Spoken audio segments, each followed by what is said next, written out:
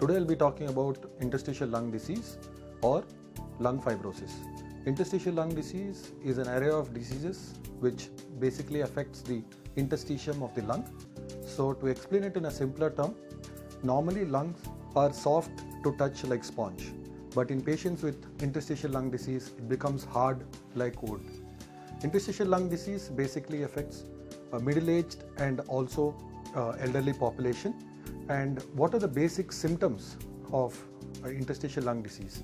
If a patient has dry cough which is going on for a long duration and it's not getting with basic medications or syrups or inhalers, and patients generally complain of difficulty in breathing, especially difficulty in breathing while walking or while doing household chores or minimal activity. So these two are the basic symptoms in interstitial lung disease.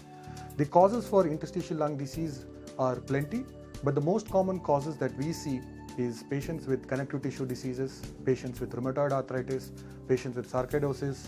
Even few drugs or medicines can also cause interstitial lung disease. And in a small subset of patients, we see there is no specific cause for interstitial lung disease, which is called as idiopathic pulmonary fibrosis.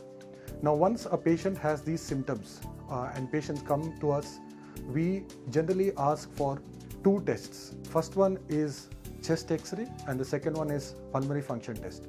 So once we examine the patient and get a detailed history, we ask these two tests. The chest X-ray can pick up few subtle changes and also if there is something apart from interstitial lung disease, and we ask for a pulmonary function test or a spirometry basically to assess the patient's lung function and also lung capacity. Now once we have these test reports and once we have the symptoms, we generally subject them to a gold standard, which is a CT scan of the chest or what is called as a HRCT thorax.